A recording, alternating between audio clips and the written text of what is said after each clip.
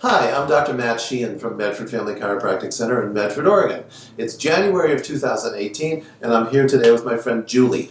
And what we're doing is we're going over a core strength exercise that if you're a patient of mine, you may have recently been introduced to, and you're looking this up on my video, or rather my website, because you're confused about some of the details. All right, so this is the handout, just for reference sake, this is the handout that we are going to be talking about. So if you're looking at that in your house and you're like, I don't know what the heck he's talking about, that's why this video is being done. So this exercise is primarily good for, as we said, core stability, the abdominals, the obliques, the buttock muscles, the hamstrings, the back muscles, to help them to coordinate and work efficiently together to keep us safe when we're out in the world doing whatever we do.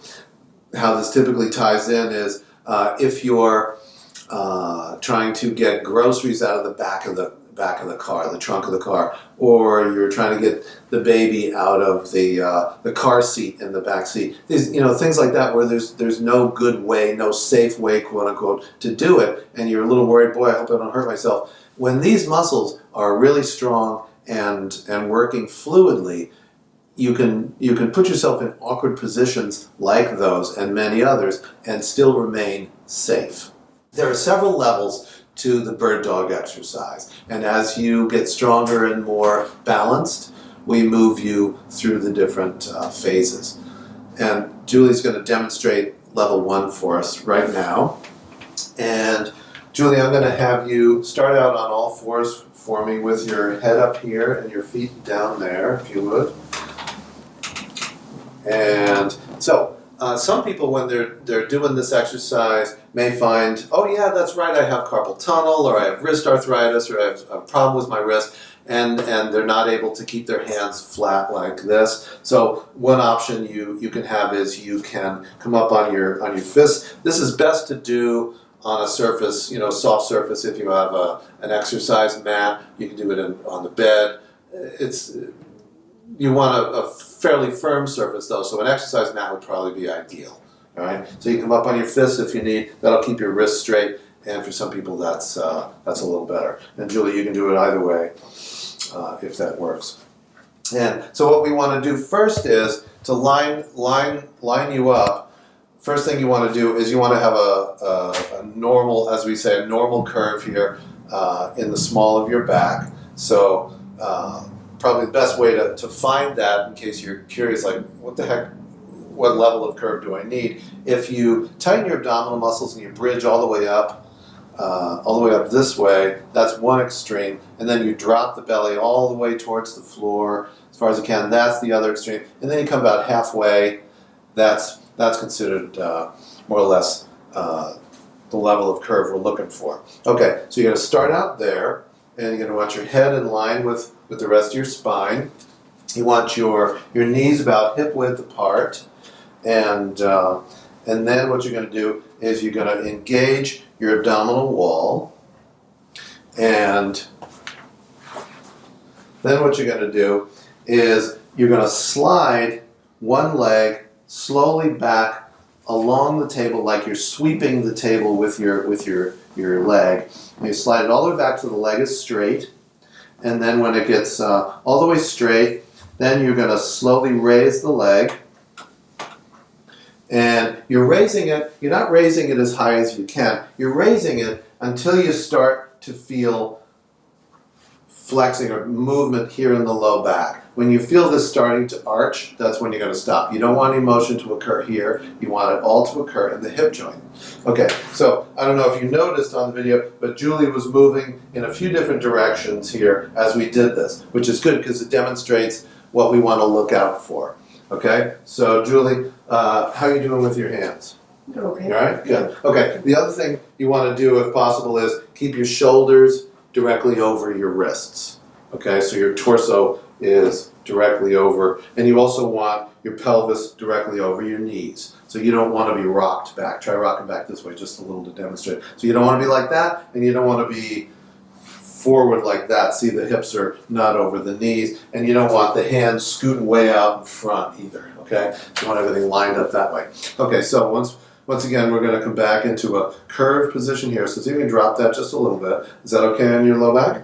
Okay, good. And engage the abdominals again. So now first thing we want to look for when we do this is to maintain, as we said before, pristine form. We want this, the whole torso, to stay exactly where it's at here. We don't want, as the leg is sliding, we don't want the pelvis to either slide to the right or to slide to the left, and we don't want it to drop like this one way or the other. We want it to stay right where it is. And how that happens is the abdominal muscles and the back muscles and the buttock muscles are engaged, and they're staying strong, and they're practicing holding you right where you need to be. Okay? So we're going to try this again. So now, Julie, that's right. A little more curve here if you can. Right there. Good. Engage the abdominal walls. And now you're going to slide this leg straight back. There you go. Good. Until the knee is straight.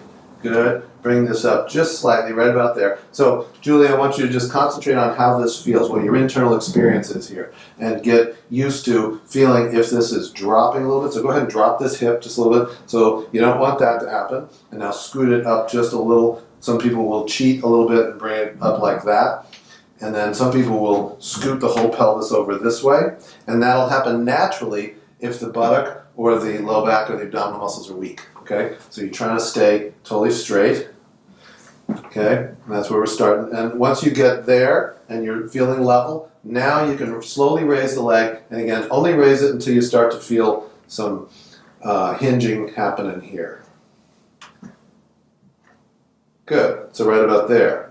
And then I'll have you hold it there for about 5 seconds, and then slowly bring it down. And you notice as she brings this down, see what happened here? This side lowered. So one way to think of it is you want to be able to set, let's say, a martini glass right on the flat part here and keep it there and it doesn't spill. If it's tipping, then we know something's happening here. Okay? Just to think about it. Okay, so and then you slide the leg back and then you would start again. And as you're doing this, you're going to notice, holy cow, my shoulders are really getting sore, or my hands. Take a break anytime you need to and go back to it. But that's the first thing to practice is this staying level when you're bringing the leg back and you're raising the leg and then you're reversing it. You want to be able to hold that steady. And this will, any muscles that are weak while you're doing that, this will gradually strengthen them. That's the whole goal. That's the whole purpose. All right, so you would do that on both legs. So, how are you doing? You okay? Sure. Okay, good. So now drop again here. Good. A little more. Is that okay there? Okay, good. So engage here again for me. So now we're going to do the same thing with the right leg. We're just going to watch what happens. Okay.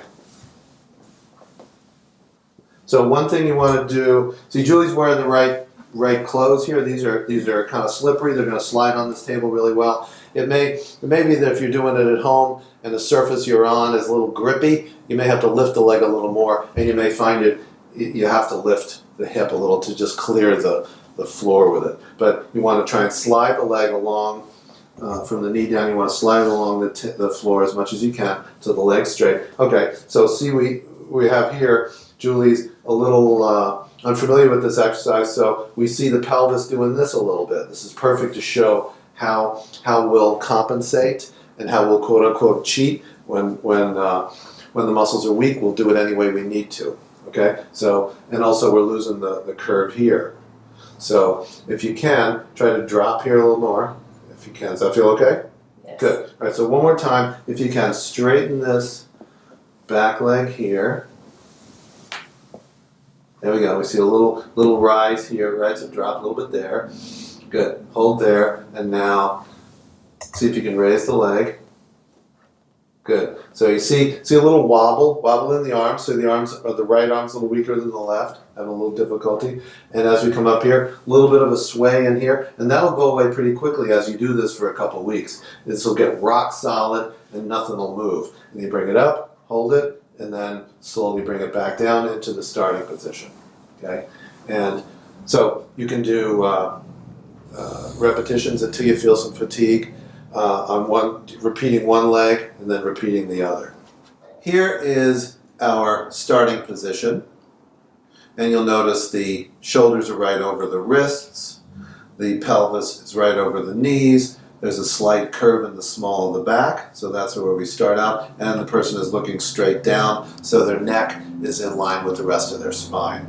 That's good form to start out with. And this is the first part of the exercise where we slowly slid the leg back and extended at the hip, so the leg is straight out from the spine, looking for ways that we cheat or compensate by dropping the pelvis, raising it, scooting sideways, or just being generally wobbly. So when that becomes rock solid, and you can do that with perfect form, then we want to try engaging just the arm. And we're going to go over that in a sec, where we're going to be raising the arm up and making sure we're doing that with pristine form too. We're going to be looking to see if the chest moves or shifts or wobbles. And when we can do that with pristine form, then we're going to make it even more fancy schmancy and a little more difficult by raising one arm with the opposite leg. So you'll notice as we do this, we're taking away a stabilizing factor. If it was a four-legged chair, we're taking away one leg of the chair and learning how to be totally stable without that leg. Now with this one, we're going to take away two legs of the chair on opposite sides. It's going to initially be a lot more unstable and wobbly, but as these core muscles become more engaged and more coordinated by the brain and our motor coordination becomes greater, we can do it very smoothly without much ratcheting and wobbling around, and it'll stay really, really steady. And that will translate to being much safer in our daily lives when we put ourselves in awkward positions. All the way up, and then all the way back down. Okay, and then see if you can feel it right in the middle, right there? All right, that looks perfect. You can look straight down, That looks and then great. you slide around like this. And you're looking for the same kind of thing. Am I like cheating by doing this?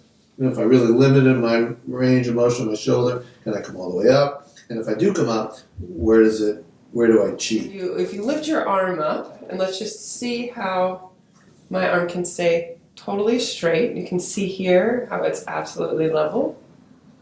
Okay, See my arm go ahead. shaking? Yeah, that's it. All right, and now go ahead and show what it looks like when you rotate up a little too high. Say somebody doesn't actually have the strength in here to get their arm up, so they're going to cheat a little bit and try to get these obliques over here to work for them. And then that goes, or goes there. Exactly. Get wobbly. And go ahead and put it back down, and now let's show them what it looks like if you don't have strong enough, if you don't have your abs tucked in. There you go. Yeah. And how you cheat. There you go. And then I'll do that. Yeah. That's it. Yeah. That's it. Yeah. Don't try this at home. I mean, no, wait a minute. Do try this. So the trick is when you have all of your weight on here, how you are able to lift this. It transfers all of that weight into these muscles here. Have to help to hold the body and the torso straight, so that that arm is able to move with isolated movements from here. So now we're going to demonstrate, starting with the same position, getting into the same basics. So to try and remember the alignment. Shoulders over wrists and hips over knees, legs, knees hip width apart, dropping into a neutral pelvis and normal curve in the small of the back. So that's right. So Julie's finding her middle spot right about there. Good. And engaging the abdominal wall, head dropped a little more, so you're looking more or less down. Good. Okay, so now we're going to do the same thing we did before with the leg, we're going to do with the arm. And so that you can see it, let's do the right one. So we're going to just have Julie slowly bring her arm out and raise it up as high as she can. So it's to horizontal anyway.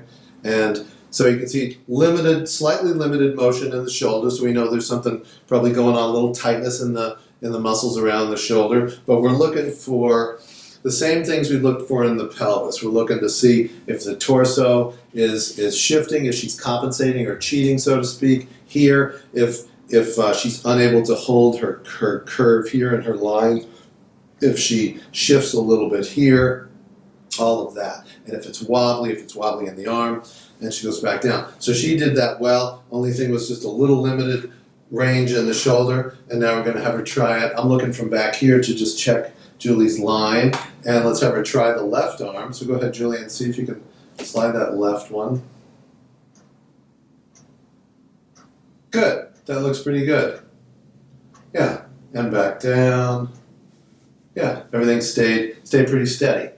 So that's good. So now, for the sake of what I would have Julie do, we would probably work on her shoulder range of motion and see if we can get it to the point where she's able to bring the arm up level with the ear and hold it steady there.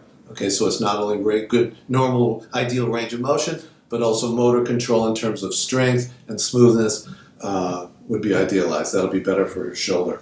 And so for now, what we're going to demonstrate is the third part of the exercise, where we're going to take away another level of stability, and we're going to have Julie extend the arm first, and then the leg, and we're going to see how she is. We're going to do them separately, one after the other, and then if she does well with that, then we're going to combine them. So, Julie, let's have you. Are your hands feeling okay for now? Yeah. Okay, good. So drop a little more here. Is that okay there? Good. All right, so now let's have you try extending your left arm if you can. Good, and hold it right there. And now see if you can slide the right leg back. So I'm watching from the back, seeing how her pelvis is doing. And she straightens out well, little wobble, little ratchet there, and she comes up. Good. See, the right arm's having trouble because she's got a lot less stability. Okay, and a little wobble, and she's coming back down. Good. So a little ratchet there, and the leg is kicking a little to the side. So these are things we want to look for. And as you practice it, and you're just trying to totally keep your core and your torso stable, and your arms and your legs stable, this gets a lot smoother very quickly, you'll find. Okay, so now we're going to try the opposite combo. Julie, try and straighten the right one for me. Her right shoulder dropped a little bit. So, yeah, okay, and then back down. So, I don't know if it was visible on there, but this shoulder tended to drop a little. So that tells me that these muscles in here, perhaps the obliques, are a little weaker on one side than the other, and she had a little trouble holding that side up. So I'd say just try that one more time. Much better. When you draw her attention to it, boom, she held it up perfectly. So hold it right there. And now, if you can, see if you can slide this one straight back, leave the leg along the table. Good. Good. And then come up. Good. So the only thing I noticed there, when Julie, and as she holds it, the left side is a little rocky because it's a little tougher, twice as hard. Okay, and she's cheating as she holds it by raising this just a little bit. Okay, you can come out of that. Good. So those are things to look for. So she raised here a little bit to help her, and also she shifted her pelvis a little to the right, which tells us that some of the gluteal muscles on that side that are holding her up are a little bit challenged by that, and that's what will straighten out with time. Okay, so that's what we're gonna have you do next, and then.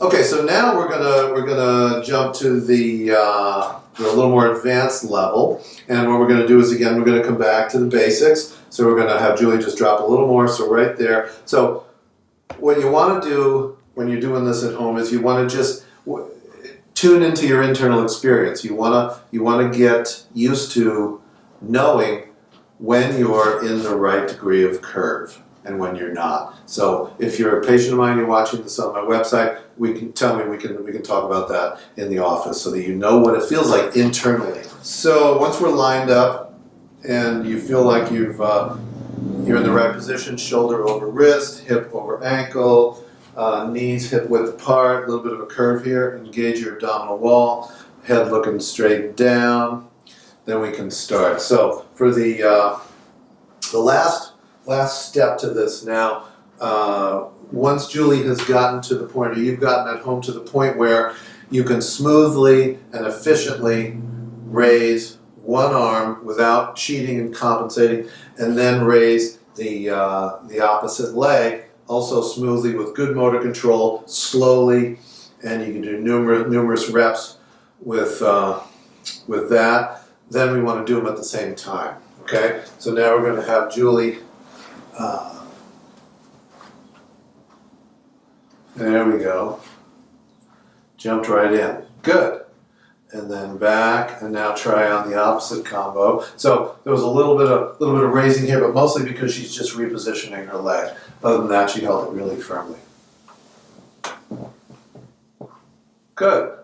Okay, so what we're seeing there, some shaking. This is a new exercise for Julie, and so it's great. She's showing us ways that her body is compensating, so you can really see it. You see a little bit of shaking. There was a little drop. You couldn't see it probably on the video, but this shoulder, when she raised this arm, this one dropped a little bit when she was also challenged with raising this leg at the same time. So there's a lot of this that goes on.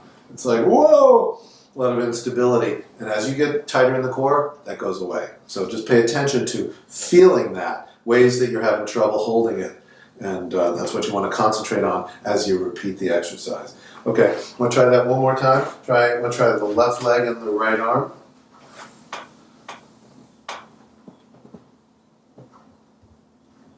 Yeah. Good. Okay. So there's some of the basics. And if you're a patient of mine watching this, if you have any questions, feel free to give me a call, or when you're in next, we'll talk about it. But this gives you some of the basics. And if anybody else out there watching has any questions, feel free to give me a call, 541-773-1321. Thanks.